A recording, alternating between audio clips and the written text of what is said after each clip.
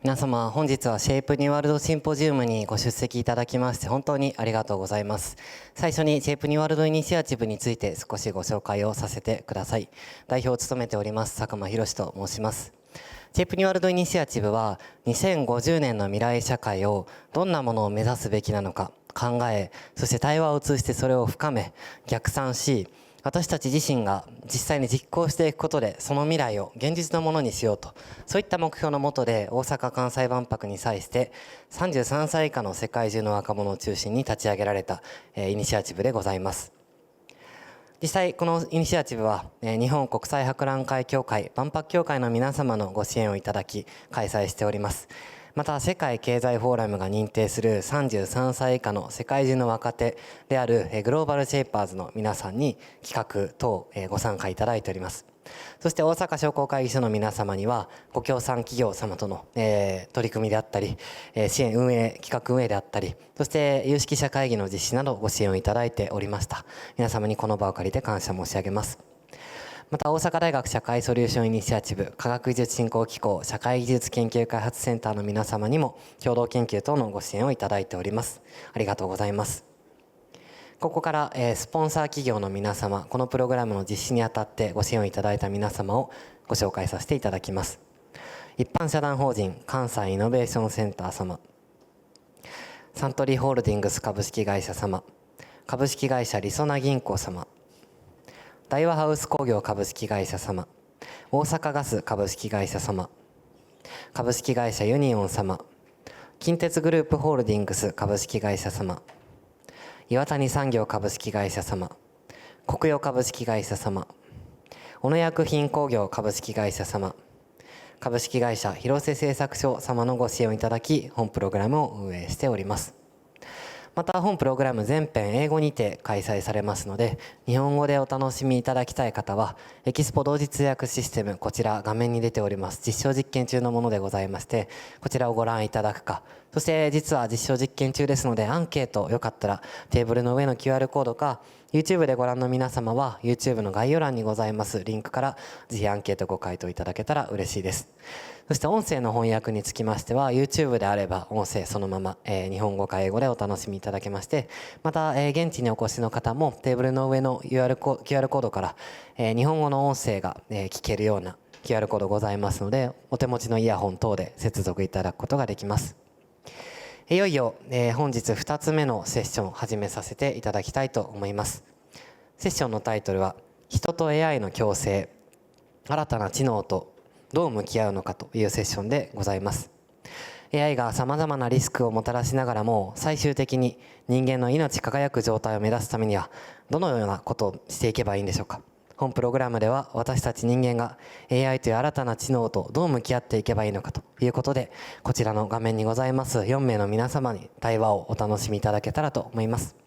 それでは登壇者の皆様をお招きしたいと思いますので、皆様拍手でお迎えください。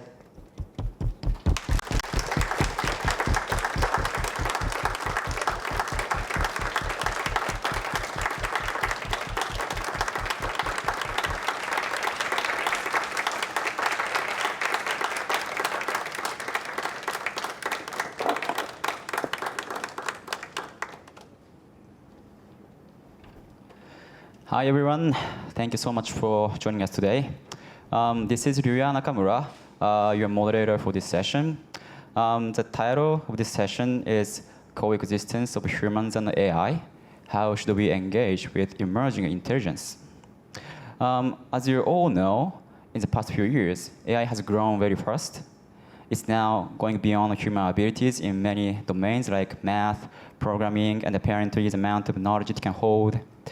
The rapid progress brings tremendous benefits to our lives, but at the same time, it also increases the risks of misuse. So today, we'll talk about how people and AI can work together to create a better future.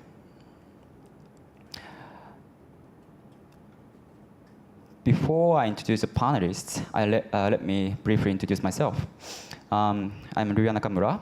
I started my career as a machine learning engineer and later worked as a security researcher and privacy researcher. I was also involved in the development of the Ethereum blockchain. And also, I'm one of the founding members of a startup called LayerX. In LayerX, I'm now leading the development of AI Workforce, a platform that helps enterprise companies build various AI agents for their businesses. People often talk about the need for Japan-made language models, alternatives to OpenAI and Google, but not many talk about the need for Japan-made platform. That's exactly what we are aiming to build. I'm also the director of the Privacy Tech Association, organization that collaborates with Japan's Data Protection Authority on policy making. Okay, now let's meet our panelists. Robert, could you go first? Yeah, I'll give you the, yes. Thank you so much. Hello, everyone. I'm Robert Lange. I'm a research scientist and founding member at Sakana AI. Sakana AI is a Tokyo-based tech startup developing AI for Japan and exploring ambitious ideas. And as you can see from my CV on the slide, I didn't start off working in computer science, but I started out working on economics. And during that time, I realized that in order to make the world a better place, we need to really work on technology, and especially on technology for education. And through that insight, I sort of traveled to statistics, computer science, had a brief stint in computational neuroscience, and then ended up doing a PhD in machine learning at TU Berlin. And then basically afterwards worked as a research scientist at Google DeepMind as an intern, both in the London and Tokyo office. And then in 2024, I started my journey with Sakana. And to give you like a bit of an overview of what I'm personally interested in, throughout my PhD, I worked on topics such as meta-learning or learning to learn, which basically aims to give machines the ability not only to sort of process individual images, but aims to give them the ability to learn on the fly. So to learn to discover new algorithms or to learn how to do a better job going forward with more information. And this work was all pre-large language models and pre-ChatGPT. But then when ChatGPT came out, we sort of had this realization that foundation models can actually enable a much stronger scientific discovery, and I'm going to talk about this later on. We worked on a seminal project called the AI Scientist, which essentially aimed to automate not only a single part of science like ideation or coding, but aimed to write entire research papers end-to-end with minimal human sort of input. And generally, I'm excited by sort of evolutionary computation and how this can be used to solve some of the biggest problems humanity has ever faced. So I'm looking forward to this panel, and I guess with that, I'm going to hand over to Rishi.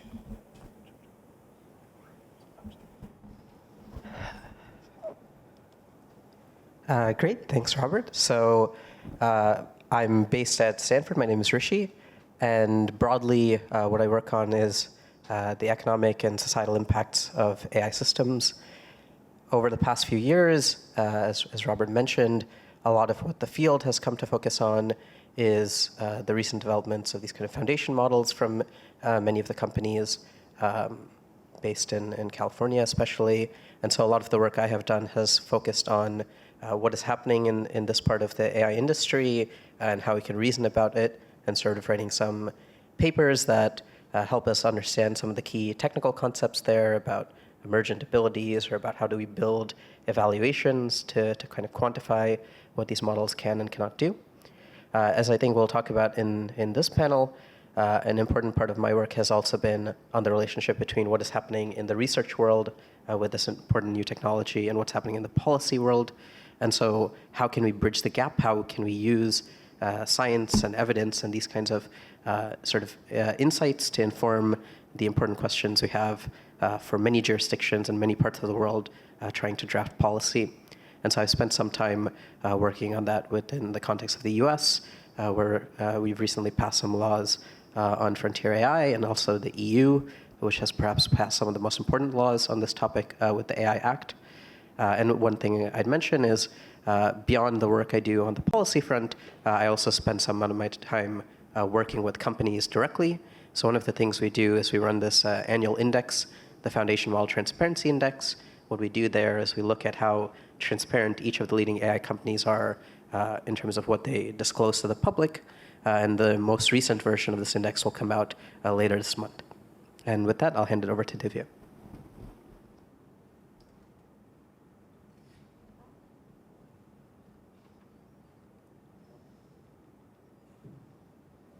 Great. I'm Divya, and I run a nonprofit. It's called the Collective Intelligence Project. We work on AI and democracy. It's my first time in Japan. It's absolutely incredible here, so thank you everyone for having me. Some things about me: I grew up in Los Angeles, in California.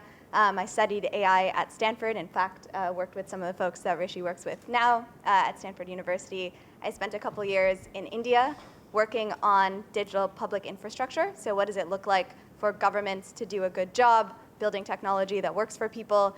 India is a really huge country, so this is a really big problem there, and did a lot of work there. I briefly did COVID policy with the Joe Biden transition team, and so that made me think a lot about what does it mean when something really bad happens in the world? How do we have people be involved in fixing it? Can technology be a part of that? When it's a really big crisis, it's complicated. And so, we all know that we did a mixed job in the US, but it was interesting. I moved to the UK for a while. I was at Oxford for a bit. I worked with the UK government to do AI policy there. Saw a different side of it than I had seen in India and in the US. And then for a while, I forgot to put this up, but I was at Microsoft's Office of the CTO.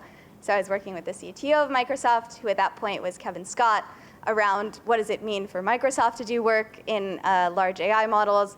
And when I became worried about what Microsoft was doing there, I left and started the nonprofit I run now, which is called the Collective Intelligence Project.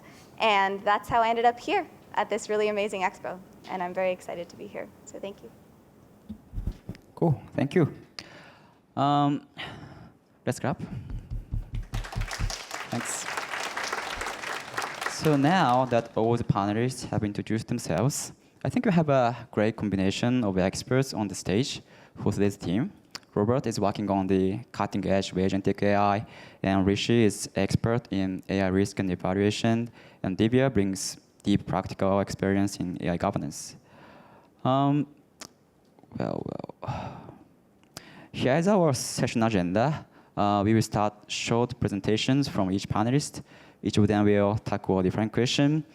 First, Robert will talk about how far AI can evolve in the future.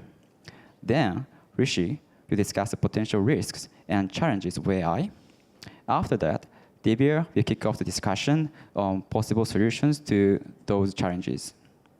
Finally, we move on to the open discussion. We will start by finding some common ground on the key problems of AI that we need to address, and then work together to explore possible solutions. So before we jump into presentations, let's do a quick audience poll to see who is joining us today. I'll ask you a few questions. Raise your hand if you use AI tools like ChatGPT every day. And once a week. Rarely or never. Right, 0. Okay. And raise your hand if you work in a technical field, like engineering or research.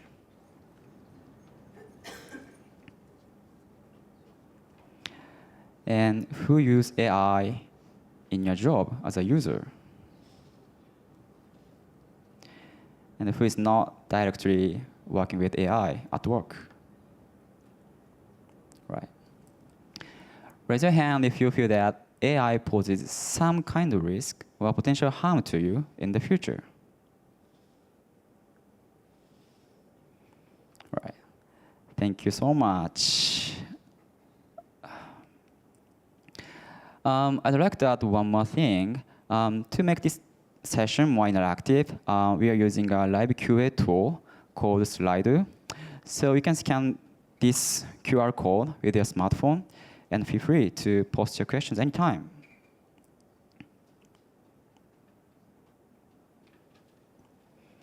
I will wait a bit.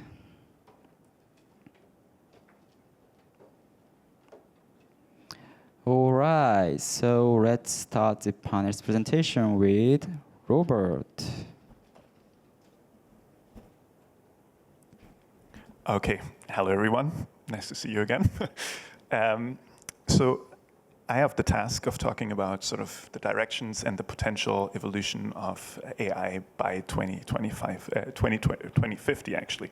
And I think in general, this is like almost like an impossible job to do in sort of a broad view, but I want to give you sort of my perspective on how AI will impact scientific research and how we're going to tackle sort of some of the biggest problems going forward. And what I want to do is sort of maybe make 3 claims that I'm fairly convinced of that they will take place, not only by 2050, probably even like in a shorter timeline, and yeah, kind of tell you a little bit about my perspective. And one thing that's sort of important to start this off with is many of us are sort of familiar with the chat interface experience that one has with language models nowadays, like in the form of ChatGPT and so on.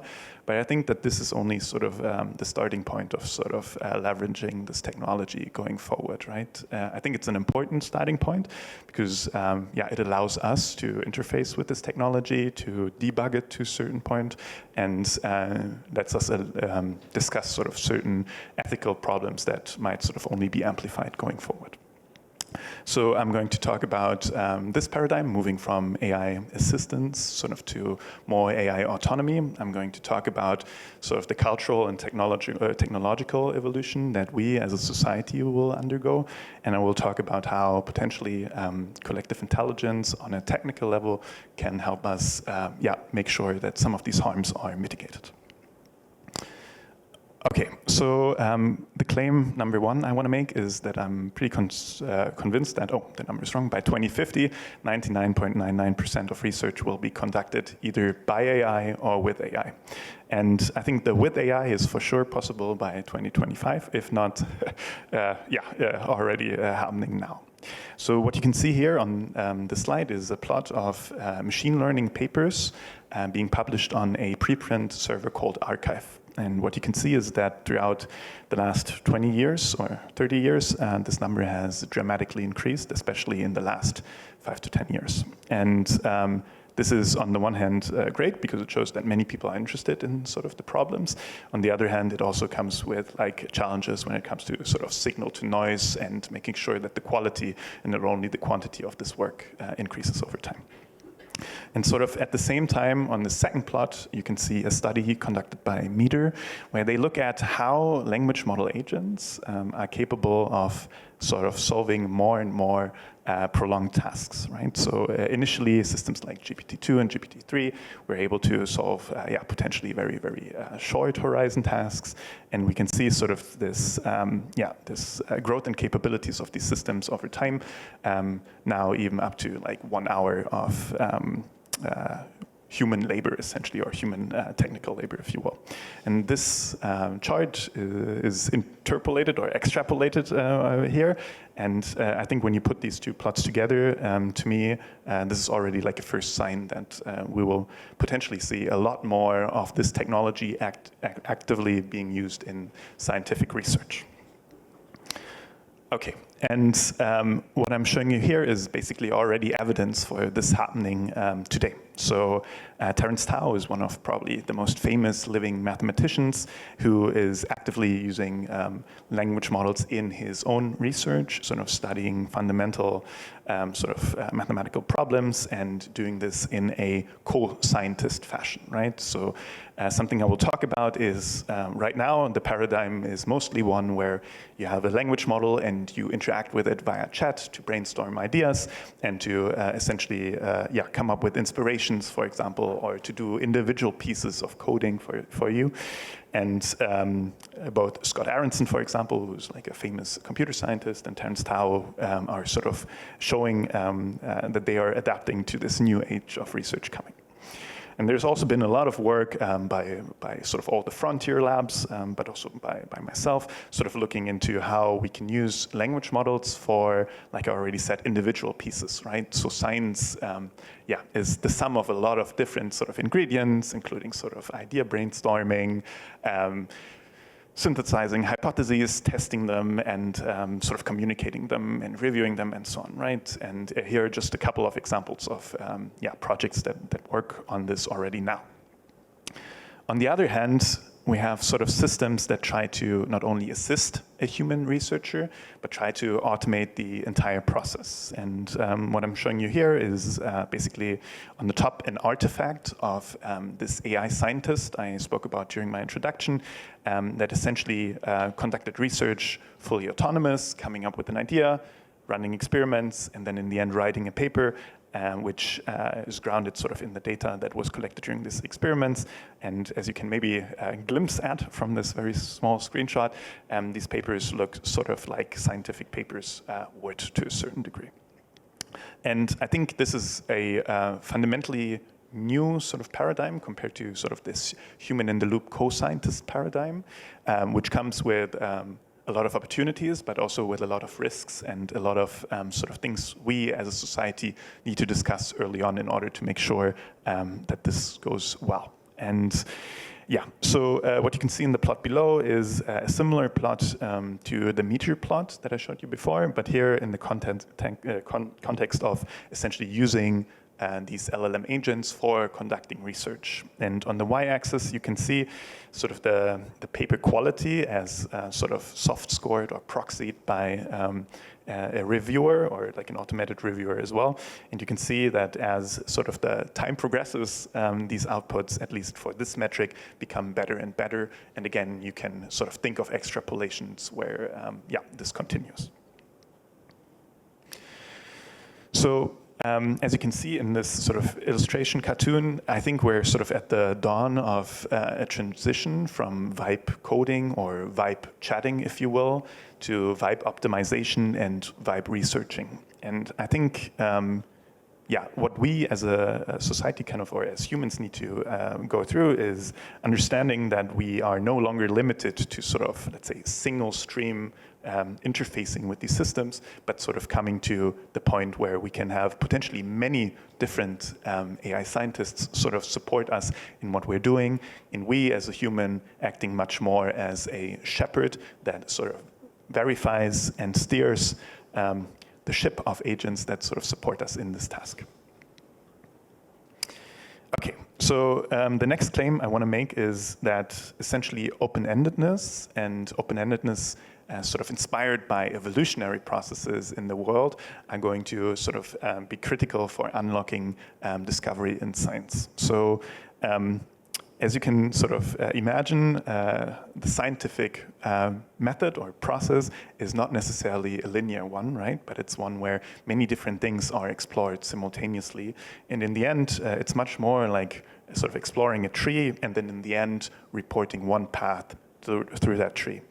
And sort of what is oftentimes neglected in the scientific process is sort of the huge amount of negative results that one collects essentially while doing so, right? So usually only good results are published in science and negative ones are almost like discarded. And one thing I want to highlight is that I believe that in order to make these language models and language model agents better at sort of this whole process, it's important to keep track of this data, but also to essentially embrace much more this perspective that it's more about the process and the exploration than necessarily about the final outcome, right? So as long as we explore many different hypotheses, we take care of them, and we collect essentially these stepping stones for innovation to happen downstream, we're going to be able to leverage essentially more compute and more resources to really tackle problems like cancer research and beyond.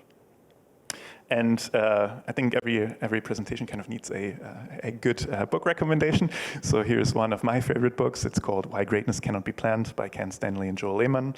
And these two, together with sort of Jeff Clune, have done a lot of very inspiring work on sort of the notions of open-endedness and how sort of scientific discoveries oftentimes arise from sort of seemingly unrelated things, right? So a prime example is sort of the invention of the microprocessor, which needed basically before the innovation of transistors and the vacuum tube.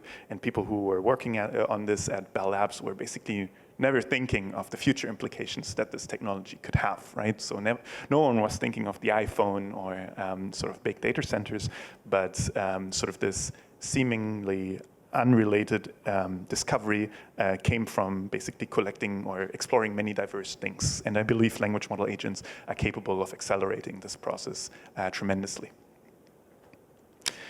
Okay, so finally, I want to talk more about the challenges. So I believe automating science will have a tremendous impact on both the problems that we're going to try to solve, but also on human incentives for doing this, right? So I think right now we're already seeing sort of the limits of what our current system is capable of doing in terms of credit assignment to humans. So given this huge influx of researchers, it's very hard to essentially get visibility for the work and to get proper knowledge diffusion in this process, right? And I think we as a society need to sort of rethink how we incentivize people to do the good work and the important work.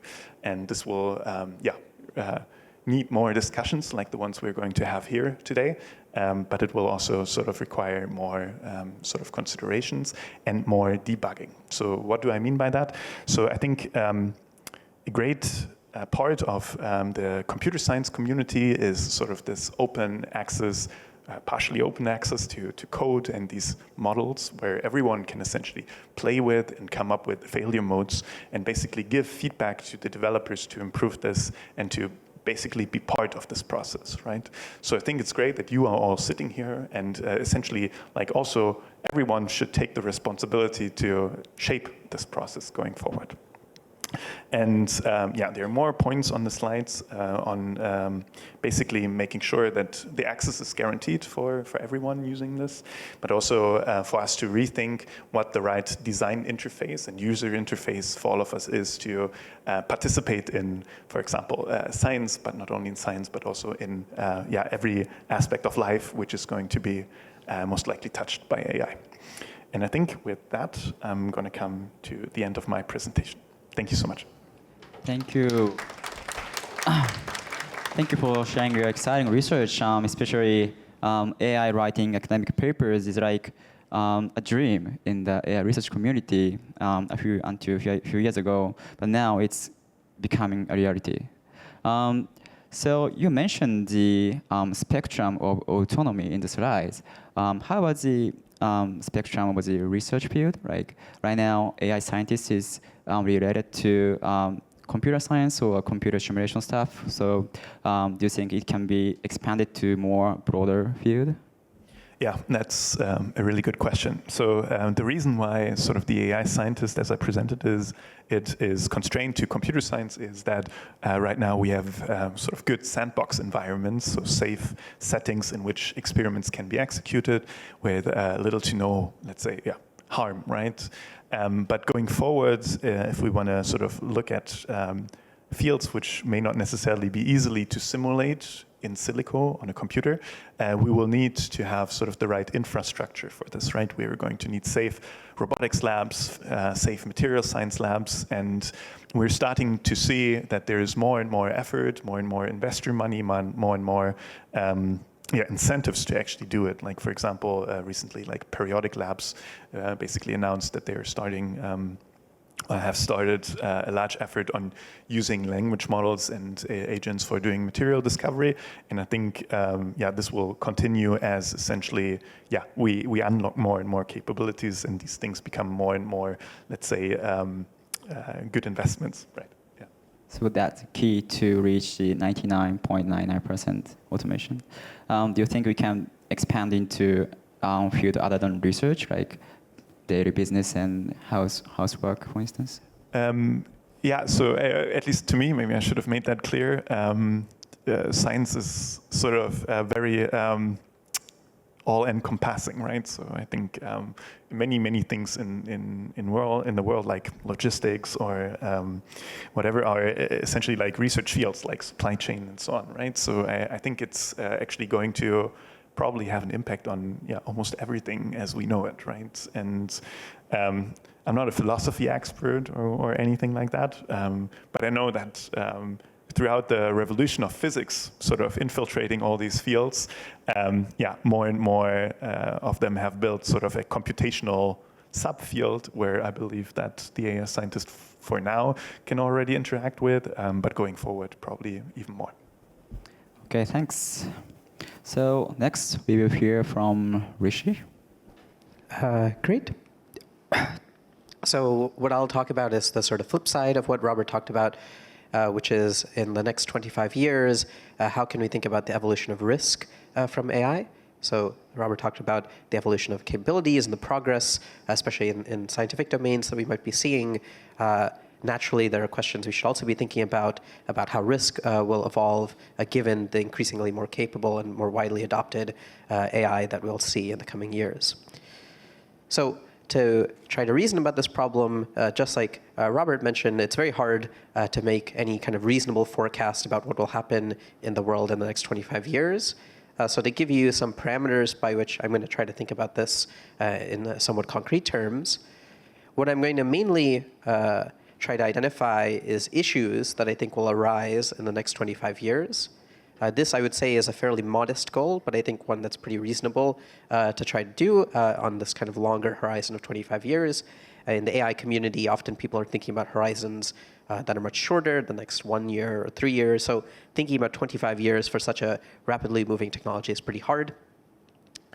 But what I want to make clear is that I'm going to not talk about some things that are actually very important for how, as a society, we'll reason about technological change over this long 25-year horizon. So in particular, what I'm not going to try to talk about right now, though I think it's very important, is first, when will specific harms materialize, and what will the magnitude of these harms be? I think these are very challenging things to forecast, but ultimately very substantive things for the actual impact of the technology. And the other thing is trying to reason about the mechanisms that give rise to these harms, right? Why did they come to be? What sequence of events caused them, right? And so I'm not going to talk about that, but I think that's very important for us to think about as we reason about technological change. So when you try to make sort of progress on a question like this about the future, a very reasonable way to start thinking about it is trying to reflect on the past. So if I'm trying to make predictions about the next 25 years, a natural question would be, what could we have done 25 years ago to make predictions about the period from 2000 to 2025? So I'm going to actually think about this problem in more general terms than the one I've been asked to think about, which is I want to reflect on major harms that occurred in the world in the last 25 years, and then ask myself, at least, which of those do I think were foreseeable? And so I'm going to talk about a variety of different harms here. So one of the first harms that happened in that 25-year interval is in 2001 with 9/11. So in that case, I think the exact event of 9/11 was at least somewhat foreseeable, that there would be these kind of terrorist attacks based on what we knew in the 1990s. Another major world event is the 2008 financial crisis. I think it would have been pretty hard for the people in 2000 or before then to anticipate the specific relationship between housing and financial markets and many other factors. I think it's foreseeable that people could have expected that there'd be large financial shocks, but the specific thing I think was pretty hard to foresee. And then I'm going to quickly talk about many of these other ones as well. So in 2011, we had the 3/11 disaster here in Japan, in Fukushima, as all of you know quite well. I think this is an interesting case because it's the confluence of two different things, a sort of natural event in terms of an earthquake and tsunami and these kinds of things, and infrastructure, nuclear infrastructure interacting in a way that might have been reasonably hard to predict, even if the individual elements of it were somewhat more well understood. We knew something about earthquakes and tsunamis and to some extent nuclear safety, but how these would interact was at least somewhat less clear and certainly never before seen until 3/11 happened. Some of the other things here are tied to technology. So there are the harms we saw with social media, both in terms of the direct adoption of social media and the effect on mental health. There are other harms that are mediated in part by social media. For example, the genocide that occurred in Myanmar, where there is some role of platforms like Facebook. And then there are other more recent events like COVID, where yet again, I think we knew something about epidemiology and the progression of pandemics, but the specifics would have probably been quite hard for someone 25 years ago to anticipate, right? Now, one other thing I want to bring up with the COVID example is or at least I'm going to talk about the nature of risks and what risks are easy to anticipate. But we should also think about the relationship between AI and technology and defenses. One thing that also changed a lot from 2000 to 2019 or 2020 is our defenses, our capability on the vaccines front, right? And so when we think about AI and the nature of risk, we should not only think about how AI might mediate increased risks, but we should also think about how AI might mediate a better societal defense. And then finally, one of the risks I think about quite a bit with AI, especially as AI is more compute intensive and therefore energy and resource intensive, is the relationship between AI and climate change. One of the interesting things that makes climate change different from a lot of these is that climate change has a much stronger scientific foundation, right? Many of the things we can think about in climate change are very strongly understood processes about the relationship between the environment and underlying sort of a resource consumption, right? Now, the final thing I want to point out is if you ask people in 2000, will there be a panel of people in 2025 thinking about the risks of AI? My guess is most people would not have anticipated that, right? So the world changes a lot over this kind of horizon. So now that I have sort of belabored the point of the nature of risks that happen and harms that happen over the last 25 years, let us come to the question of AI. So before making a forecast about the future, I want to say something about the present, right? So what risks do we currently associate with AI? So this is pretty interesting because there is a very broad array of risks people associate with AI that implicate many different aspects of human life, right? So there are some risks that are just strictly about the technology itself and how it is used and does it work for the things we're trying to use it for. In some domains, that is increasingly yes, but in many domains, there are issues with the technology itself not working for the things we'd like it to do. And then there are other issues that come about through the interaction with the technology and broader society, right? So for example, we might see issues around privacy and rights of that kind. We might see AI being used to accelerate or automate scams or fraud. We might see AI being used to generate sexual images of children, right? So many of these three risks that I've identified, we actually have some concrete evidence that these harms have materialized in the world. That is, in the last 5 years or last 10 years, researchers, journalists, and many others have concretely documented that these harms have occurred because of AI in some part. Now, there are other categories where the evidence is accumulating but less certain. So for the example of cyber attacks, we clearly see AI is increasingly capable at coding in many ways. We're starting to see evidence of its use in cyber offense. And then finally, two areas where there is speculation is about AI for bioweapons and loss of control.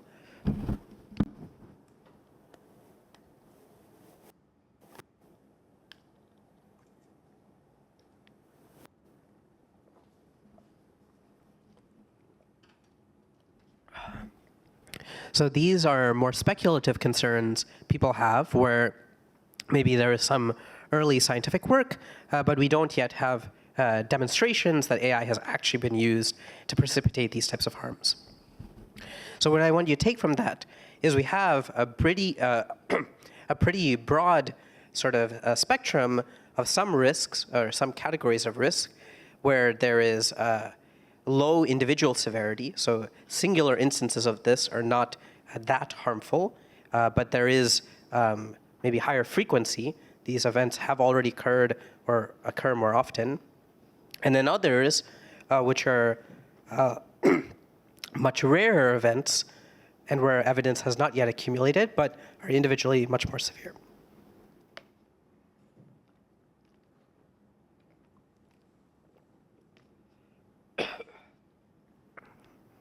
So with that, let me give you my final thoughts about what I think will happen over the next 25 years, having set the stage of how I think about the nature of harms over the last 25 years, and some things about the nature of risk for AI as a technology. So the first is a sort of general statement, a claim about all harms, not just those relating to AI, which is that I expect many of the harms that will materialize in the next 25 years to not be driven by the specific technologies we would build in those 25 years. And the reason I believe that is because we have seen that time and time again through human history. Many of the actual large-scale harms we observe are based on many other factors, not just the nature of technology. For example, wars are often the byproduct of relations between nations and have some relationship to technology, but they're not usually contingent on the very specific technology built in a specific interval. With that said, I do think there will be some significant harms that do materialize in the next 25 years because of AI, and it'll play an important role. With that said, I don't think AI will be the sole factor driving these harms. I think many of the harms, much like many of the harms with social media, will be at the interface between other types of issues happening in the world and things where AI is uniquely helpful or useful for precipitating harm. With that in mind, when I try to reason about which types of harms I think are more likely, I think there will be those where there are broader incentives that sort of compound the reasons to use AI. And so one category where already we see evidence is harms where there are strong financial incentives to cause these. Right, so when you talk to people who think about all these different types of risks in AI, one of the categories that often comes up is AI and cyber attacks, because there are strong financial incentives to capitalize on cyber vulnerabilities. Now, I wanted to say a couple of other things before handing it over to Divya. One thing is, I think many people, when they encounter AI or any technology for that matter, they take a sort of mindset of trying to reason about that technology as there are some good things that happen and some bad things that happen, and you try to balance which is better and is the technology net beneficial. My view is that when you think about general purpose technologies like AI or electricity or the internet or many others, is that actually the large fraction of the impact of these technologies is neither of those two categories. It's a third category that's far more ambiguous of whether it is good or bad.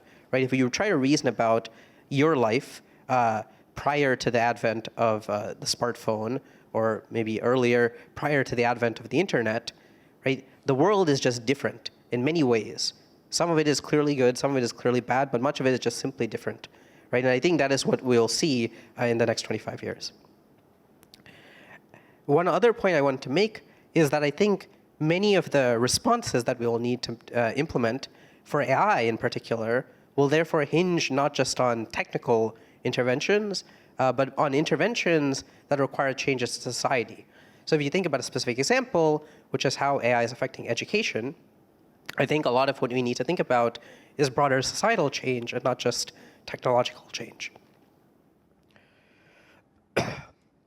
And one final thing I'll highlight before, well, maybe Ria will ask me some questions, but before handing it over to Divya, is one thing I haven't talked about is the nature of AI as a market, right? And so I think one thing that will be important is not just, what harms and benefits come from AI, but who accumulates the value from AI, and if we will see a more kind of concentrated or less concentrated market, because I think that will also affect the nature of change going forward.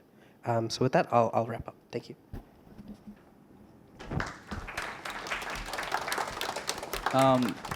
Thank you for your inspirational speech. Could you go back to the slide where you listed up the AI risks? Thank you. Is there anything that is happening today already? Is there anything that is happening today in this list? Yeah. So I think the first four and possibly the first five are all things where there is concrete evidence. So maybe let me give you some examples. For two, that come to mind. So for scams and fraud, this could happen in a few different ways. One way it might happen is AI can be used to synthesize voices, and then you can conduct some kind of scam where you pretend to be someone by sending them a phone call or message of some kind, impersonating someone. Technologically, I think voice synthesis has improved a lot, and I think technologically that's very possible. More importantly, the FTC in the US, for example, has documented that some of these scams have occurred. So at least in the US, there is data that we're accumulating that there is some number of AI-generated scams. An even better example is the one below it on child sexual abuse material. So here the issue is that we have AI that can generate really good images and now videos increasingly.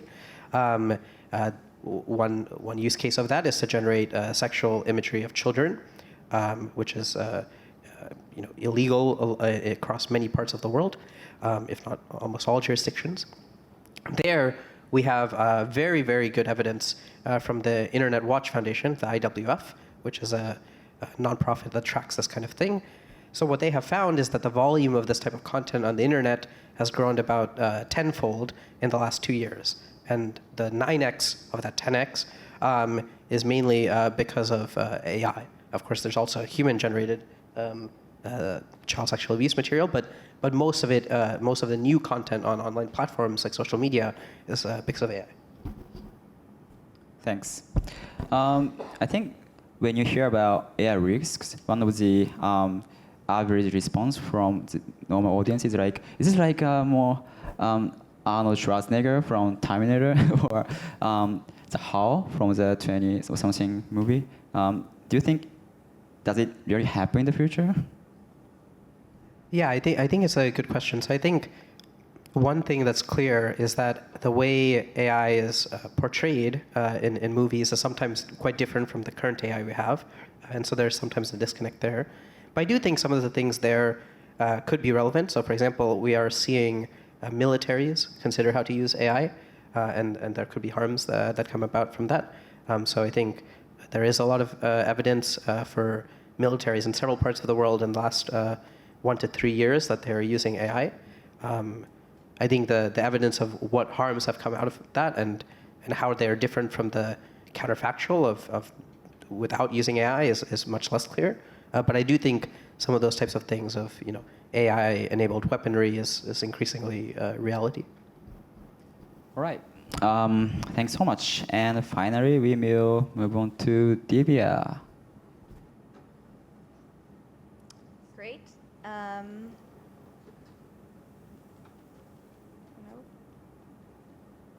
Oh, I see.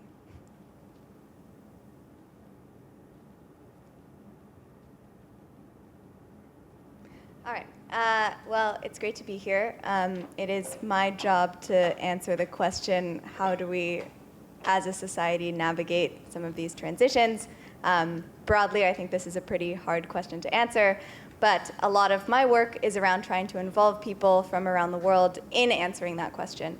One thing that I worry about a lot with the future of AI is that the technologies we're building are starting to outpace our ability to make good decisions over them.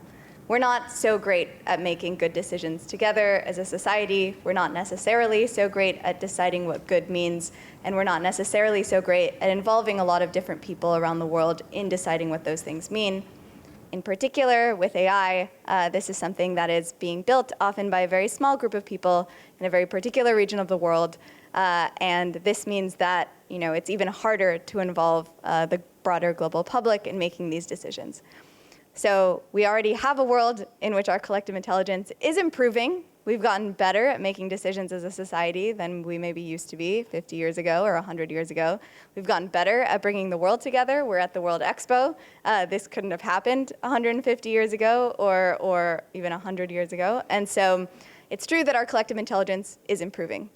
But as we've heard a lot from our other panelists, AI is improving very quickly. It's making decisions quickly, it's able to process way more information, and will have a big impact on society. So are we going to be able to use the kinds of coordination mechanisms we've come up with to make good decisions over that? It's kind of unclear. And so that discrepancy or the big difference between the two speeds of those things is something I care about a lot, and is why I started the nonprofit that I currently work on. Our general concept here is that, well, what do we do about this? Ideally, we put these things together, right? One thing is moving quickly and is getting more powerful. Can we use that to improve our collective intelligence? Ideally, yes. Probably to an extent, yes. And so what we try to work on is kind of using AI to improve collective intelligence. Let's use these technologies to make better decisions faster, more collectively, and then using that collective intelligence to improve AI. Here's this technology we don't know what to do with. Let's take our great collective intelligence and try to make it better. Ideally, these two things work together very well. Sometimes this is not the case, but we can often see that we can collect a lot more information from a lot more people, use that to improve models in all the ways that we've already heard, and then use those models to make better decisions. What are some ways that we can already do this? Sounds great. A lot of actually our work started in Taiwan. We work closely with the digital minister there. Her name is Audrey Tang. And the reason we do that is because there was already pretty sophisticated infrastructure for making democratic input work. And one of the projects that we did that tried to do this thing, where we combine collective input and artificial intelligence, was last year. So last year, as you may know, last year, as you may know, was one of the biggest election years in a very long time. There were elections in tens of countries around the world. It was the most people that had ever been to an election ever. Billions of people went to the polls last year.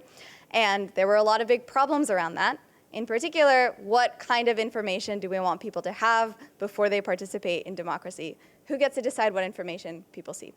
And a lot of the information people see comes through social media platforms. Billions of people get their information from social media platforms, then they go to the polls, and then they elect people. And that's how we do democracy. Can we improve that kind of pipeline at all? In Taiwan, we brought together 100,000 people, both in person and through kind of a platform that used AI to bring people together, to have them have conversations, where they discussed, one, like what kind of information should everyone have to see before they participate in an election? And two, what do we do about false information online, which is famously a big problem? Because on one hand, you don't really want someone in charge to be saying, like, that information is good, that information is bad, especially if that person is also in the government, and that government is also vying for election. And generally, we're not very good at knowing exactly how to draw those lines. But on the other hand, if we allow misinformation to spread, then there are lots of people who get false information, and then we don't feel very good about the results of our election, which is not so good for democracy. So this is the kind of problem where I think, like, yes, you can use AI to classify information. You can have lots of really great ways to identify this with technology, but people don't feel good about it and don't feel like they have had a say in how democracy works unless they are also involved in that process. So we brought together these hundreds of thousands of people and had them educated on different parts of what the democratic process looks like and co-construct a policy that the Election Commission then used to figure out how information should be regulated ahead of the election. And since then, we have done a bunch of projects in Taiwan that are more around bringing those same people together to figure out how should the AI models built by the government function. How many people should be testing those models? What are the kinds of risks that we're worried about? Rishi listed a bunch of risks. The reality is we don't really have a good sense of which kinds of risks trade off against which kinds of good things that we want. And we don't really have a great way to have people involved in saying, like, I would give up this much of this thing to get that much of that other thing. And so a lot of what we've done in that context is say, well, we want to deploy this in a bunch of schools. And actually, it doesn't work in like 1% of cases. Does the average parent feel pretty good about that? And if not, why? Does the average teacher feel good about that? And if not, why? And so a lot of that work is around bringing people into making those decisions. Since then, we've also done work in bringing people to figure out how we should run different kinds of AI models. I'm not going to run through this whole slide. I think it has too much content on it. However, a lot of this work first was with companies. So, a lot of people here probably use language models built by companies. Often, those language models or the responses of those models, people don't really get to have a say over the complicated questions that language models respond to.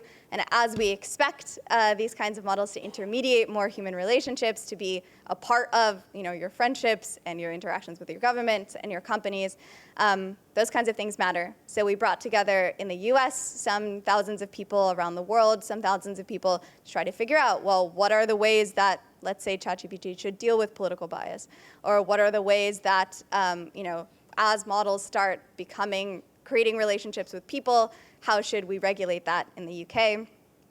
Someone mentioned risks from, I think, war, or these kinds of many risks that we care about in the world are not AI related, but are still collective intelligence related, are still about us making decisions together.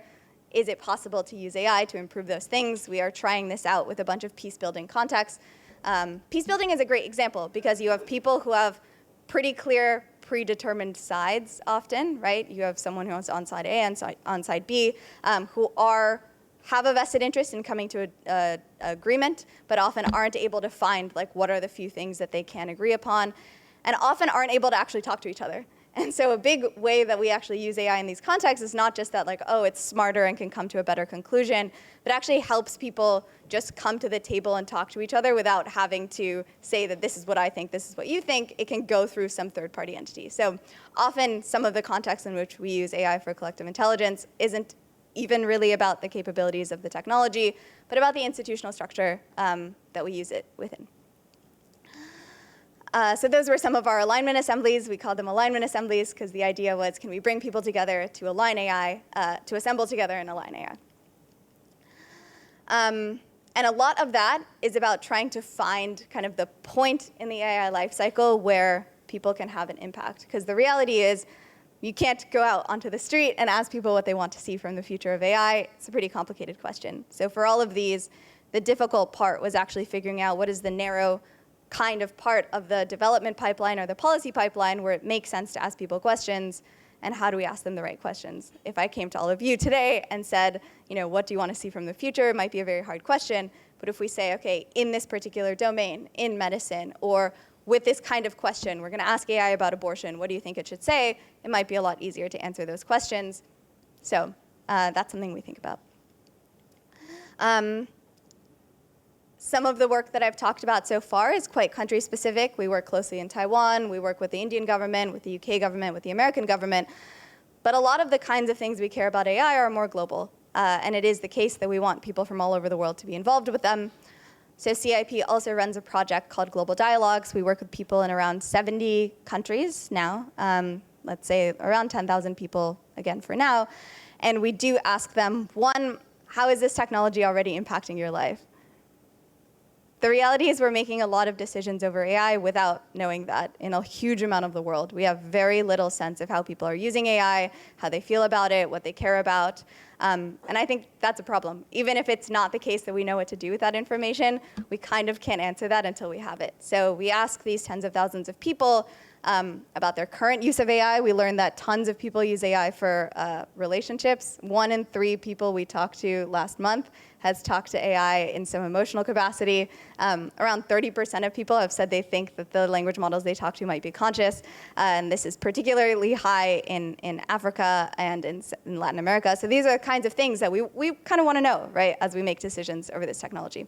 So part of the global dialogues is just asking people where they're already at. But the second part of it is trying to figure out what they do want to see from the future. As we said at the beginning, one thing that I worry about a lot is a narrower and narrower group of people getting to decide what the future looks like. This is not only, I think, probably bad for what happens, but it's also bad for what we want to see for people. And so a lot of what Global Dialogues tries to do is to at least give people the practice of thinking about this technology, of telling them what might be happening, and of giving them a chance to shape some of that. And if you wanted to see it, all the data that we have is at globaldialogues.ai, and we have some nice maps and stuff like that. Finally, in terms of giving people a voice in the future, if we are really going to keep pace with technology, we probably need to give people some kind of technically mediated way to have that voice, right? We're not all going to show up at town halls and discuss AI all the time. That's my job, and I would still hate to do that. So how do we find a different way to have people be involved? Something that we're currently working on is personal agents to advocate for you in democratic situations. What does it mean to have an agent or an AI entity that can actually operate on my behalf and be a part of democratic decision making? Bunch of complicated questions with this, but that's the kind of thing that I think will be necessary to have collective intelligence keep pace with AI in the future. I think the last thing I want to say is it's really surprising to me every time we run one of these processes how much people around the world have thought about this, how much they care about this, the level to which they want to be involved and feel like they might be left behind. It does seem to me like it's our job to do something about that, but also it is very possible to bring many more people into these conversations than we might naively think. And the best part of my job is getting to talk to people about what they want to see from the future. Often we talk to people and they say, no one has ever asked me what I care about before, and I've never felt like anyone has listened. I think one thing that we could potentially do with this technology is change that, and I hope that that is something that we can work on. That's all. Thank you. It is quite amazing that you are actually working with governments and companies, and actually you are making influence on that. So you found out that there's the behavior and the usage it is different from country to country. And what is your intuition on Japan's AI usage? We don't do that much work in Japan, but Audrey and I are talking a bit about doing some of the AI deliberation here. And one thing that we found interesting is, well, you may all know this, but there are a few local candidates in Tokyo elections who have been running on collective intelligence platforms, actually. Wow. We're using the platform that we use for input in Taiwan to basically promise that they will only listen to the output of that platform instead of having their own policies. They'll say, whatever happens, I'm going to go to these 10,000 people in my region. I'm going to ask them this question, and I will just do what they say instead of having any opinions or having any particular advocacy of my own, which is actually one of the first places in the world we've ever seen anyone do that and commit to it. So I think that's something that's really kind of interesting that's happening in Japan. Is there any opportunity for everyone here to participate in your project from now? Well, at the Global Dialogues website, you can put in the kinds of questions you would want to ask people from around the world. So if you have something that you want to ask, someone in Sub-Saharan Africa about their AI usage, you can tell us, and we can try to do that for you. So that's one thing. The second is we actually run a small AI evaluations platform where anyone can build their own benchmarks for AI, which I didn't talk about, but it's at weval.org, weval.org, and that will help you kind of try to understand in your particular context, let's say in Japanese, for example, what does it look like are different models good at the thing you care about? Often they're not. And if not, why is that? Or what are the points at which it doesn't work? So it helps people kind of understand the current state of AI as compared to the questions that they are interested in. Right, so one more question. You mentioned digital twins in the last slide. What does it exactly mean? Can you imagine it's a 3D model of the city or something? It's a great question, actually. The original concept of digital twins, I think, did come from that, where you take a system and you're like, can you perfectly model this system? Actually, a bunch of the early science experiments had digital twin-like structures. What we talk about is more, can I create an entity that will make the same kinds of decisions that I would make on my behalf? This is very complicated because one thing that I would do is probably change my mind about stuff. And so should my digital twin be changing my mind about stuff?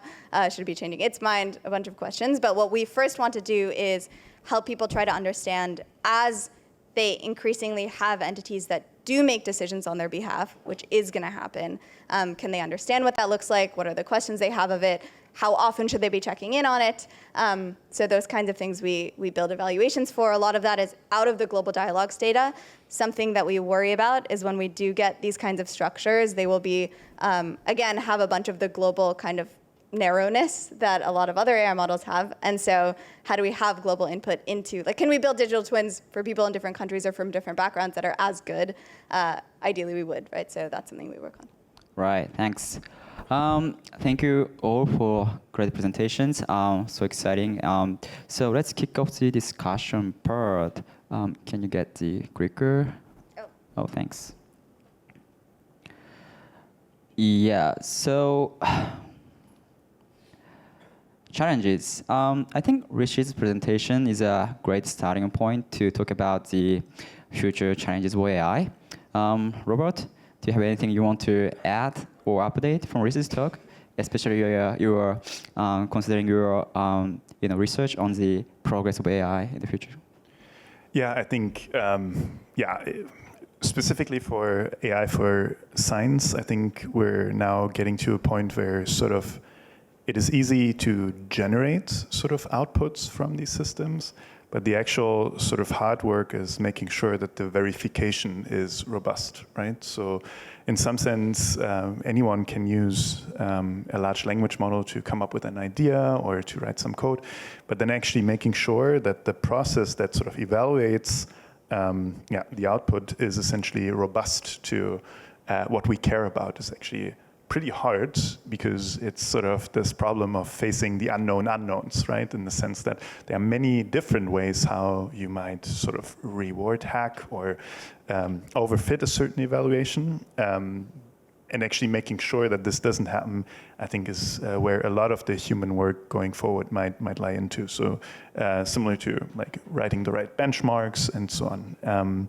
I think this is one of the bigger points, and on a societal level, I think I already hinted at this, but I think a lot of the incentives must change for humans to feel fulfillment in sort of engaging in research or engaging in this discourse even, because right now, credit assignment in science is not at its best, and I think as we generate much more and more output, we need to make sure that people want to continue doing this and sort of feel like they participate really in the process.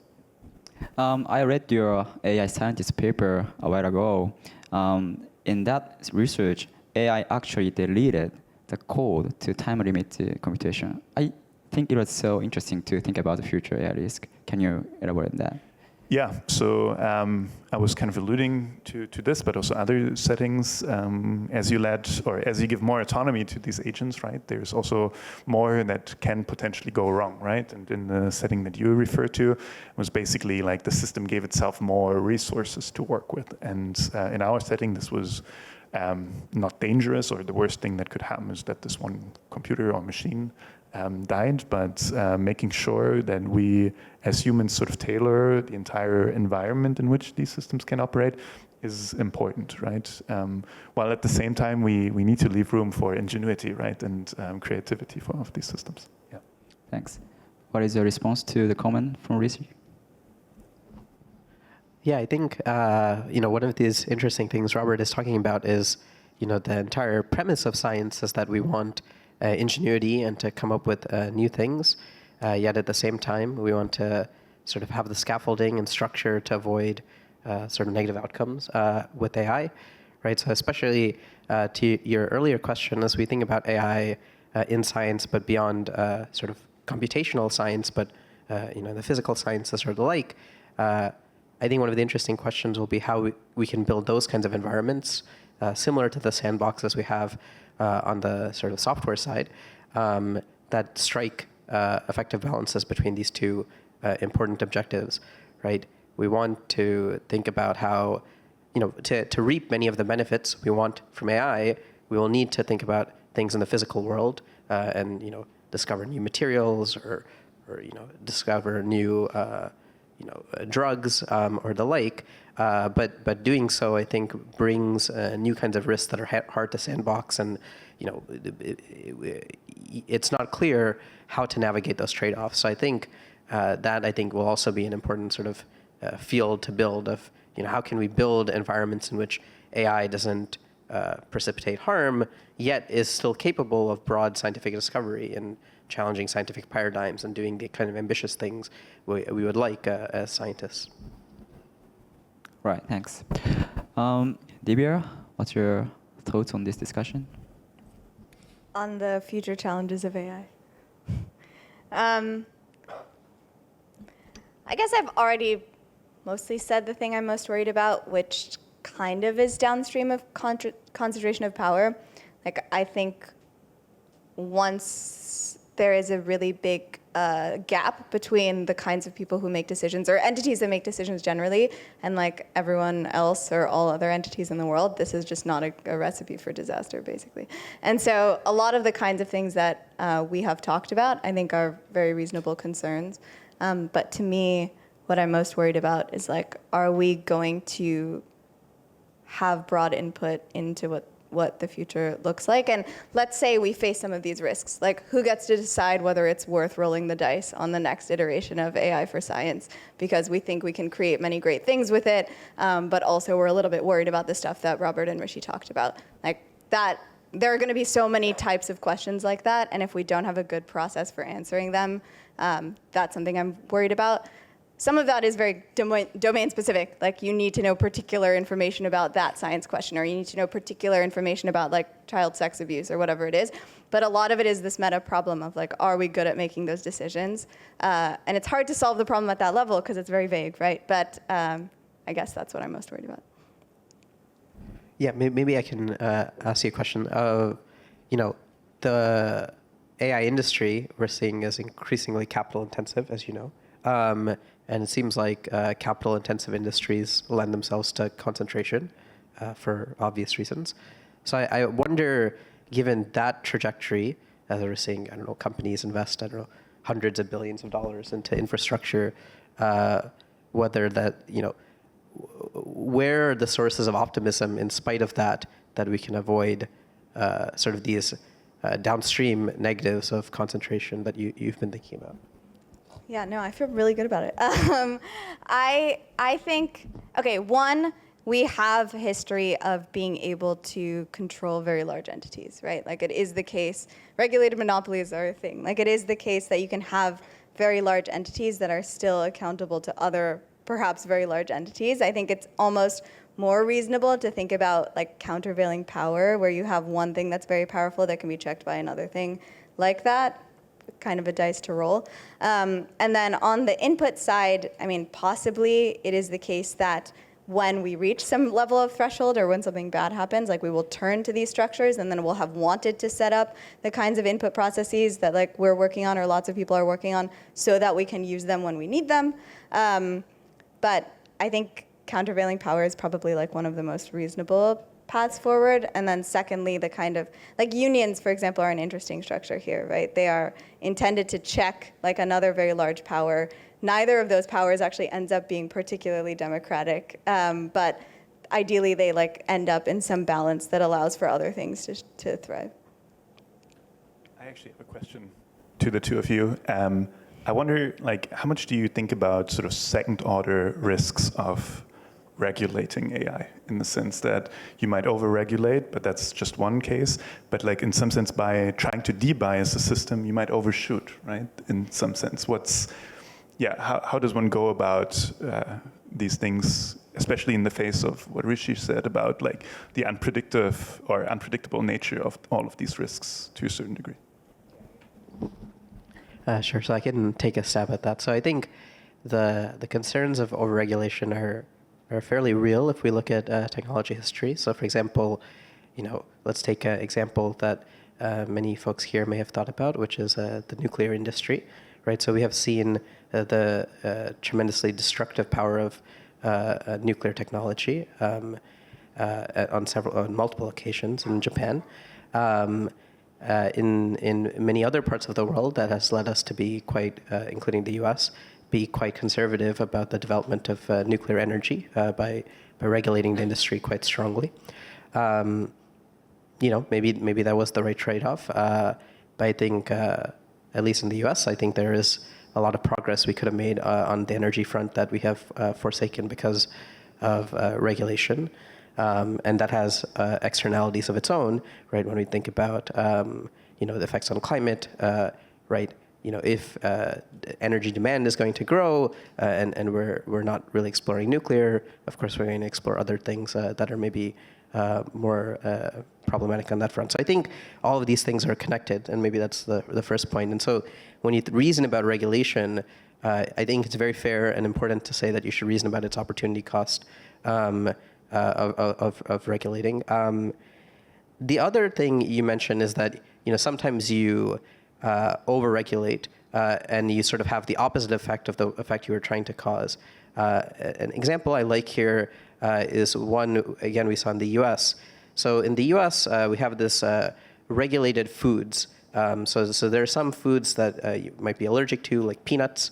And so in the US, about a decade ago, we tried to regulate, we tried to add another food, sesame, right? So there are some people allergic to sesame, and so we tried to add to the list of sort of regulated food sesame. And the intent was to create a market for people to, for foods that don't involve sesame, right? To accommodate this part of the population. The effect of the policy we passed was the exact opposite. It turned out that companies were much better off just adding a marginal amount of sesame to everything they made to more easily comply with this policy. And so the effect is actually we kind of destroyed the entire industry of people producing sesame-free products, right? And so in the history of policy in many domains, there are actually a lot of examples like this. And so I think that's a different challenge. I think it's one where part of the answer to that question is having very good ways of simulating how companies or the public will respond to policy, and also one where you have a lot of stakeholder involvement early in the policy development cycle, because I think, it's probably the case that at least if you engage the companies, you might have been able to foresee some of these things earlier on. Divya and Rishi works with governments a lot. What is the general concern of them about AI? Like, what are they worried about? Yeah. I think they're primarily worried about being left behind, in my experience. Like most countries that we work with outside of the US and the UK are very concerned that they won't have access to compute, that they won't be able to build fast enough, that a lot of domestic jobs will be automated, and they don't have a plan for this, which they should be concerned about, and a lot of things like this. So I think it's a lot of concern about, like, are we going to be left out? What can we do now? We don't have these companies often domestically. How do we get around that? Where should we buy AI from? Is any, then we become reliant on some other country. So I think there's a lot of things like that. There's some amount of concern about, okay, we don't want to deploy things that we don't understand very well. So some safety level concerns. And then I think there's some excitement, particularly for certain countries. Like we work with India closely, or Sri Lanka, or places where, we want, they already have Rails for some kind of digital public infrastructure. They're like, maybe this is a chance actually for us to use this technology and do some leapfrogging and accelerate quickly. So I think, but mostly I hear the first category of things. Yeah, in my experience, a common thing across all of the governments I've worked with is a acute interest in the effects on the economy. That can be effects in the sense of we're not capitalizing enough on how AI can affect the economy and benefit our domestic industry. But it could also be, what is the labor displacement associated with AI, especially as we accumulate some early evidence about how AI is affecting particular sectors or particular types of jobs. Will AI displace early career workers? How do we reskill workers? So I think there's a refrain that policymakers care a lot about the economy and also taxes for somewhat obvious reasons. And I think that plays out in the AI space just like in any other technology sector. Right. Do they really care about AI risk from their heart, do you think? Is it like they put AI risk in the bottom of the priority list or something? And do you think that is enough?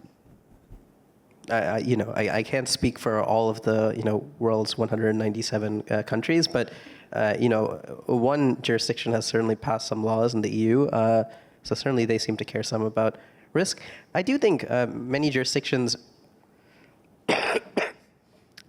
are thinking actively about AI risk. The question is, what is the moment to respond, right? There's often a concern first of being premature and prematurely regulating and then therefore suffering lost opportunities because of it, but also it not being clear what the right response is, right? There is a lot of regulation of other things that AI affects, and so the marginal question of, where do we need new regulation or new policy, and where does the existing frameworks our nation or government already implements suffice, is not very clear in many cases, right? So take healthcare, right? Almost every nation has some fairly complicated regime for how it regulates the healthcare sector that has many different parts to it.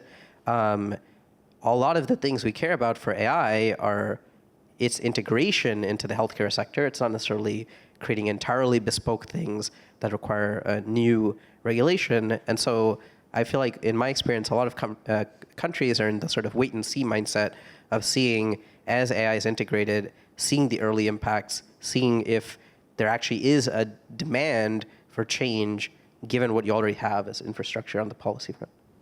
I think I'll take the heart question in that I actually think it's very common for people to care about AI risk from the heart. It's not a very hard thing to care about. And it is the case that when we talk to people, they care a lot about it from the heart. They're like, oh no, I feel like something bad's gonna happen, probably to me, maybe to my country. I think it is kind of a question from that of like, well then what do you do? And because it's quite not obvious what people can do, I think they then transition more into the like, oh, I might be left behind, as opposed to, okay, let's make like structural changes. Right, thanks. So eventually we started to talk about, solution side. So we are going to the discussion part 2, possible solutions or what we should do from now on. I think for this part, Divya has made an initial proposal. I want to ask Rishi first about what kinds of effort we should start making from now on. Yeah, I think the work Divya is doing on collective intelligence is very interesting, because I think it sort of challenges the dominant narrative of decision making being concentrated because the technology development is concentrated. I think a core question there will be, can it succeed? And we'll see. And I wish Divya all the best. But I think we should also think about things kind of complementary to that front, right? So there's the front of how can we get the nature of decisions to be changing. There's also the front of can we start measuring, and this also relates to other things Divya talked about, can we start measuring the impacts we care about, right? One of the interesting questions that I often think about is, when we have panels like this of people who think about AI, a common thing is that, people have different sort of worldviews about where AI is going and, how important will it be or unimportant will it be. One thing that's unfortunate is, we don't know what the future will look like, but we should be able to do a much better job of characterizing the present and being much more precise about what are today the concrete benefits AI has produced, what are today the concrete harms that AI has produced. And so I think that to me is like a sort of separate thing. It's like, can we build the infrastructure to very concretely measure these impacts happening today, right? Again, it won't resolve how much we should be supportive or against AI and its development in the future, but at least today I would like to see progress on that front as an important primitive for almost any kind of solution we might imagine. You have something to say? So I'm curious, what is the missing pieces to have the true collective intelligence? Especially, right now AI is trained by the data on the internet, and that is the somehow collective knowledge from the people overall. So what is the missing pieces to be true collective intelligence, Divya? I want to hear Robert's take on this. I think a huge amount is missing to have true collective intelligence, but what do we mean by collective intelligence? Generally, we want very good, diverse, interesting inputs, like lots of different kinds of inputs. We want very good ways to put those inputs together, and then we want to know what to do with the outcome of putting those inputs together. So democracy, let's say we have our diverse inputs via voting, we put them together basically via addition, right? We add our votes together, and then we know what to do about it, and that we're this will lead to this outcome, which is someone gets elected. I think we could do a lot more on all of those things. So we could get way more diverse inputs. Collective intelligence isn't just about public input, a bunch of the stuff Rishi was talking about. Can we measure what we care about? That can go into our collective input process. Let's throw that in there. And then we could have way better ways to put them together. I mean, addition is extremely basic, right? We could do a lot better than that. And we could have many ways to squish like qualitative information or language together. We could put together like the kinds of sensory or like sensors and measuring impact with like more direct values-based input, whatever. We have ways of squishing information that's better. And then we could also be a lot better at knowing what to do with that. I mean, that's kind of an institutional structure question. We came up with votes to have elections, to have someone in charge to make policy. That's like all a collective intelligence process. What if we had a different way of doing that? So I think we could really change a lot on all of these dimensions. Right, so that is why you're working on Weber that can be seen as a collective intelligence of evaluation, right? That is the goal, yeah. Robert, you mentioned the importance of the open source stuff. So can you add on this discussion? Yeah, and also kind of relating to what Divya said, I think collective input is one really, really important aspect to it, but also, let's say collective output or diversity in sort of offerings, right? So I have a hard time believing that there's going to be like a single model or model provider, but like ultimately, I think it's much more like a much more diverse landscape with a lot of personalization and a lot of tailoring as well. I think for many people, sort of terms like truth or fact have a very diverse meaning as well, right? So I think everyone sort of has certain beliefs that they think that they are true, and I think there's a lot of room for sort of showing this in these models as well. I think sort of to the question before with regards to risks and so on, I think one of the big solutions is also education and like Divya said, participation. But I think education not only for sort of the young generation, but also for the policymakers, right? So I think many of the big problems can be articulated in language that everyone understands. But I think sort of some of the solutions will require a bit more technological understanding. And I think it's great to see many more sort of people who come maybe from the technical world, sort of deeply care about this and sort of dedicate their lives to interacting with policymakers or becoming policymakers themselves. How about educating policymakers? That's what you're doing right now, no? Divya? Me? Yeah. Oh, you? And you too, both of you. I think it's sometimes tough because most policymakers have an extremely long list of things that they care about. And so it's not always the case that they, like, as much as they may care about AI, for example, it's like one of 50 things that they care about. There's actually maybe something we could improve with collective intelligence. So I think a lot of the education comes from trying to tie AI to the other things that they already care about. So like, what is the impact, let's say, on the economy, or what is the impact on local education, or K through 12 outcomes, or whatever it is. But I will say a lot of the work CIP does with policymakers is more around like building capacity within the government to know what they want when they're deploying AI systems, as opposed to just doing straight like AI policy. Which is like a bit more like, oh, how should we be regulating AI, which is kind of a different thing. So I can pass to Rishi for that.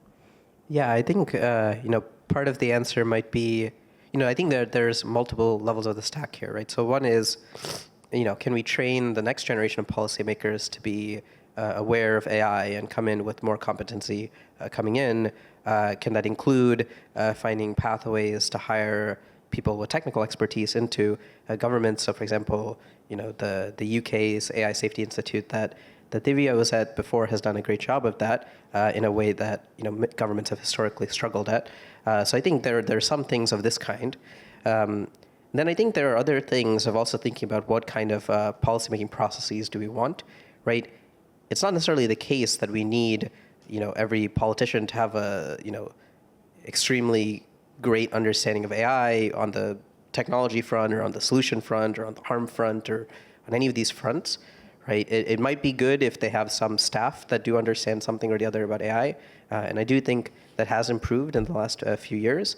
But there are also alternatives here, right? So, I was in Shanghai a couple of months ago, and I do a lot of work with the EU. And something interesting in both of those jurisdictions, in China and the EU, is in their policymaking processes, they've sort of delegated a lot of work to some kind of body of experts in different ways, right? And I think there are these kind of hybrid solutions where there is something important about the democratic legitimacy of having elected officials make decisions because that's why they were elected, yet in the same moment finding ways to integrate expertise more fluidly and not just assuming that like that expertise will naturally be housed within the government, right? And so I think there are these kinds of middle grounds where you can get sort of improvements by forging collaborations between experts who have their own expertise and especially on a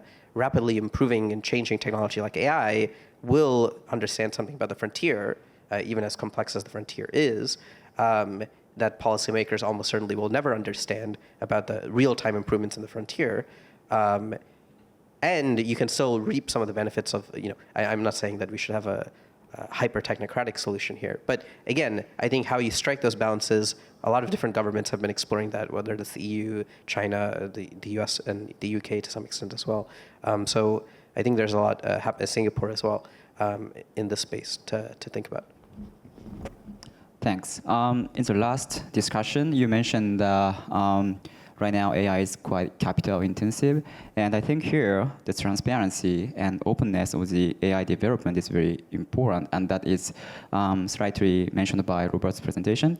And I think Rishi, you are the expert on this, transparency stuff. So could you briefly explain what is the transparency of AI and what does it matter?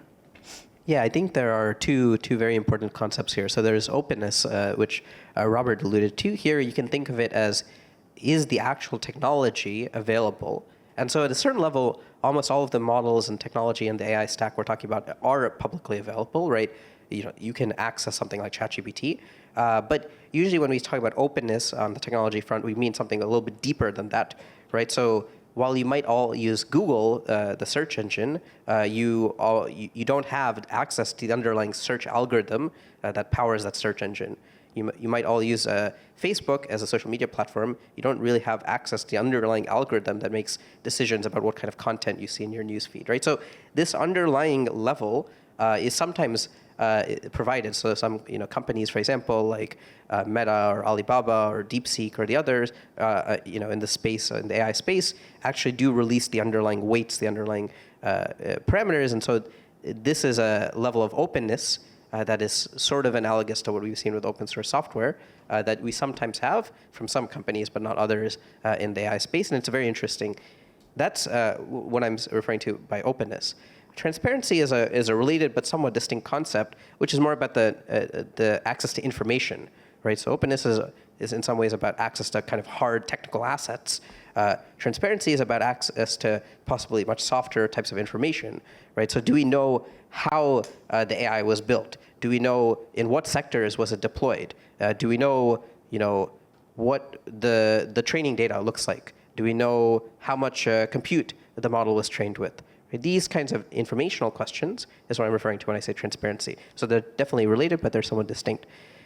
What you might imagine, or at least what is certainly true in the history of digital technology over the last 3 decades, is that as technologies become more and more important, they often become more and more opaque.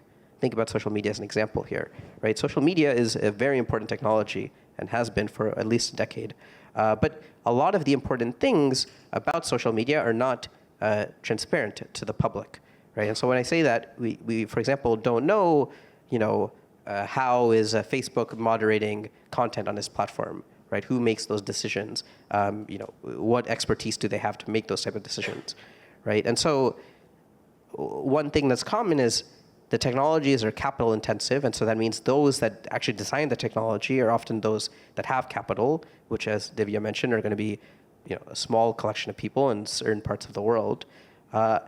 What you might hope for is even if that core decision-making is concentrated, the access to the broader set of information is more broadly disseminated, right? And at least that gives us a kind of lower bound on our collective ability to understand the technology, right? It doesn't give us any guarantees about our ability to change the technology directly, but it means we're at least informed about the technology. And so I think there are ways that, even in a highly concentrated industry, whether it's, concentrated in the sense Robert was suggesting it won't be of, a monopoly of like one, model to rule them all or not, put that aside, even if there are 5 or 10 or 20 main companies in the space, will it be the case that we are informed about what's happening? So I think that is something where the trend is kind of downward at the moment.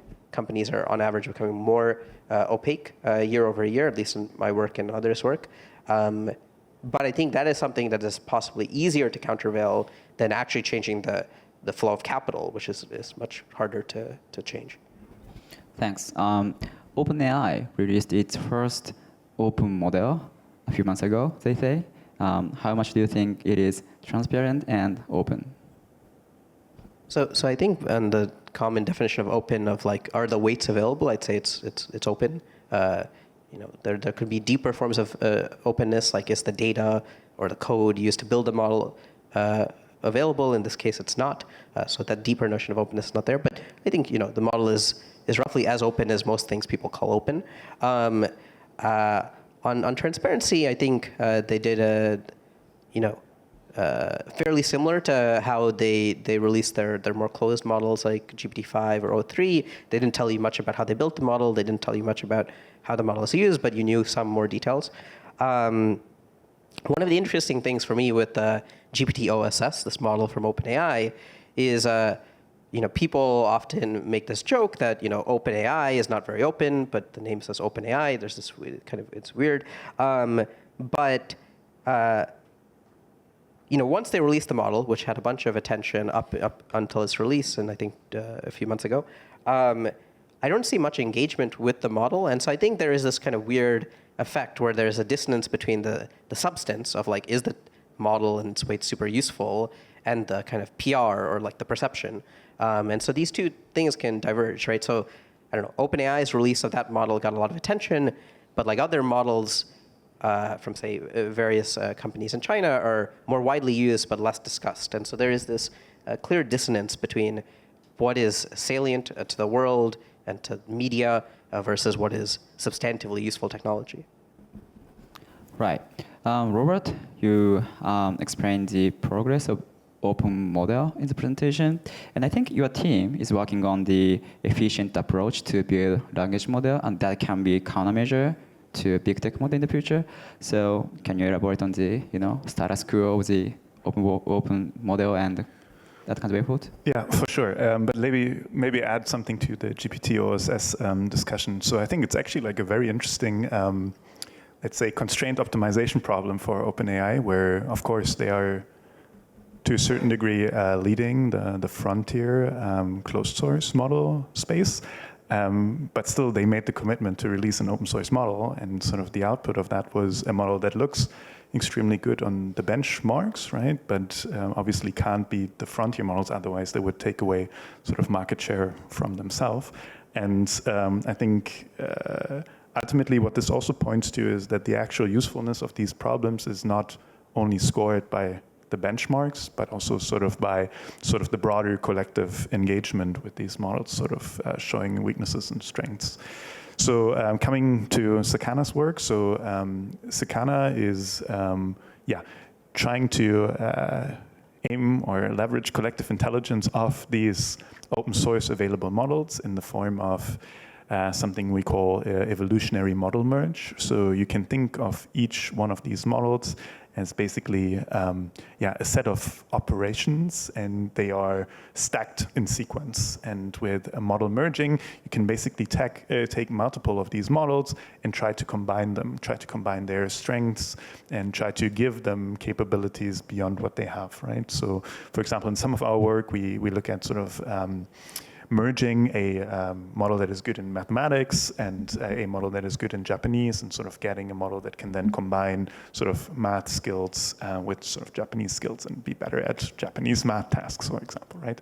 So I think this is really exciting because first off, it's open source, so you can play with these things, and second off, it sort of showcases the power of diversity and the power of combining different approaches together. Thanks. Divya introduced the concept of democratic AI. Is it somehow overlapping the concept transparency and openness?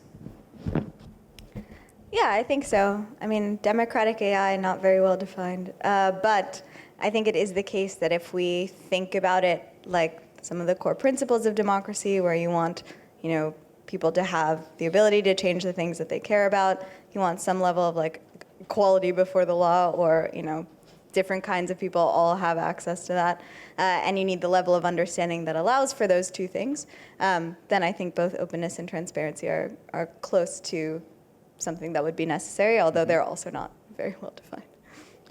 If you can enforce one thing on everyone here in the expo, what do you want to ask to build democratic AI? What would I want to ask everyone in the expo? Yes.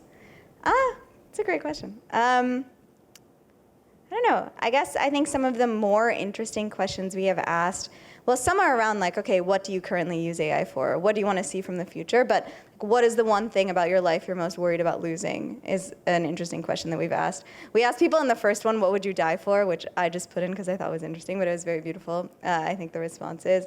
I think level of, the expo is about global cooperation in a way, and I think people in different countries think about what that means very differently. Like I would ask about that probably.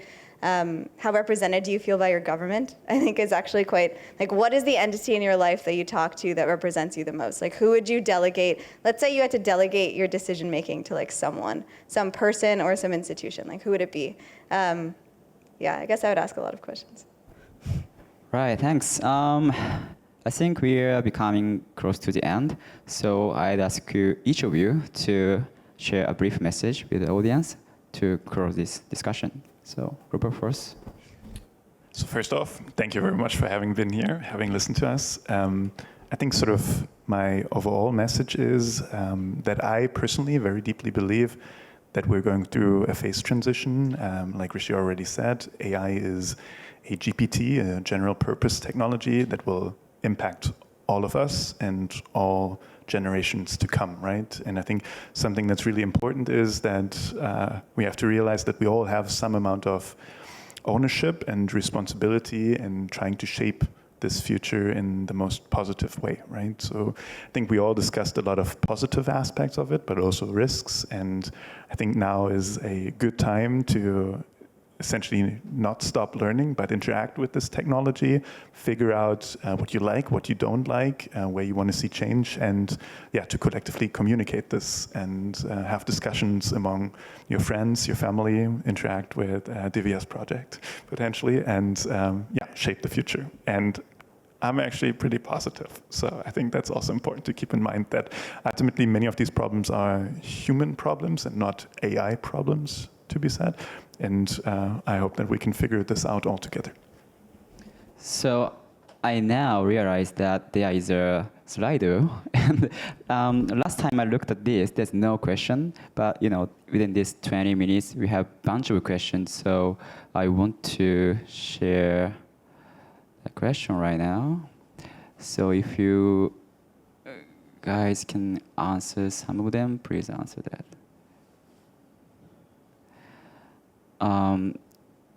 We have 6 questions, I guess.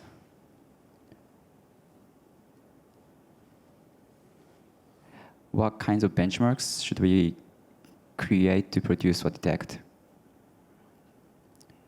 Rishi? I think usually the answer to that question is trying to measure the things that are most ecologically valid, or like the things that are closest to the things you care about, is part of the answer, right? If there is reward hacking, so to maybe explain the question, right? If AI can sort of superficially look like it's good on some benchmark, when is that a problem, or how do you try to stop that? Well, part of the answer is if you measure the actual thing you care about, and AI is actually doing better on that actual thing you care about, well, then maybe that's just substantively good, and there's no hacking. It's just that AI is producing better outcomes. So to the extent we can measure those things, right? If we can directly measure, I don't know, better productivity gains in particular sectors or things like that, then maybe that's half the workaround. Right, thanks. Interesting. How to understand the complex internal mechanisms of advanced AI systems? Robert? Well, so there are rising fields in machine learning. One, for example, is called mechanistic interpretability, where people try to make sense of sort of reduced systems. So in many ways, I think a lot of the history of machine learning has been sort of this top-down sort of view of taking like a very complex system and trying to give it a function by training on a lot of data. But there's sort of a very successful other line of science, which is bottom-up, right? Trying to understand things from first principles, building simplified systems, and then seeing how far sort of theoretical insights from these small-scale systems where we can understand and control everything actually translate and scale to larger settings, right? So I do believe that there might be a chance that we will never fully solve this problem, but we can at least try to make progress on sort of making sure that we can control or understand certain parts of it. But I also want to highlight with regards to that question that there are many things in life that all of us take for granted and don't understand, but we build essentially like strong beliefs over them and empirical evidence, right? So I don't know how my brain really works, but I still find it to work robustly, right? So yeah, just to put into perspective. Yeah, maybe just to add on that. I mean, I think there are a lot of complex systems in life that we only partially or just frankly don't understand, whether it's the human brain or the relationship between atoms or the way the cells work, where incrementally over time we have accumulated understanding, but nonetheless, you know, our absolute level of understanding is still kind of not great. But I think, you know, a lot of the time that's fine. We can still make productive decisions around things, right? You know, in many fields of engineering, we don't have the fully sufficient level of science, but we can do useful things on top of things we don't perfectly understand by building the right surrounding apparatus or infrastructure or the like. And so I think that's important, is like putting aside the question of whether we will deeply understand the underlying mechanisms for how AI works. I do think there are other decisions we need to make where we need to figure out how much we can scaffold around them, even if the underlying kind of mechanisms are not currently understood. Right. Next, another interesting question. I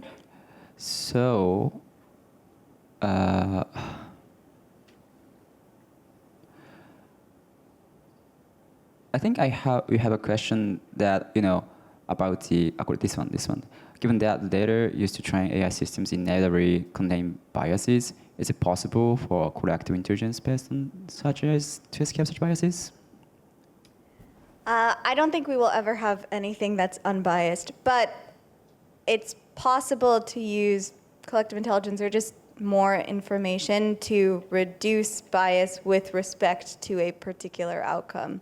So if we know what it is that we are going for, we can try to be less biased with some definition of bias to get to that particular thing. Like beyond that, I don't really think there is any such thing as like an unbiased system.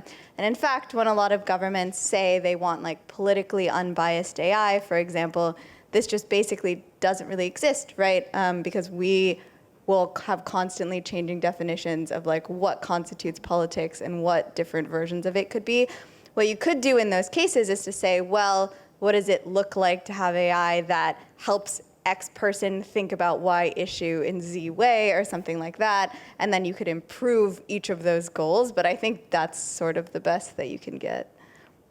Yeah, I mean, one other thing to say there is like, I think the level of abstraction matters a lot, right? You know, so how do we reason about like pluralism or the fact that people have many different values in different parts of life? Like sometimes the answer is not that we build like one thing that somehow like aggregates everyone's view in a way everyone's happy with, but we just build many things that some people are happy with and others are less happy with, right? You know, you might have more liberal leaning or more conservative leaning news sources. Now, sometimes that creates problems as well, but you know, I think Robert made this point that, you know, I think we will just build different models that address different things rather than just one model that somehow tries to get everything right by itself. Right. So I will pick up the final question. So how AI affects a person's critical thinking skills?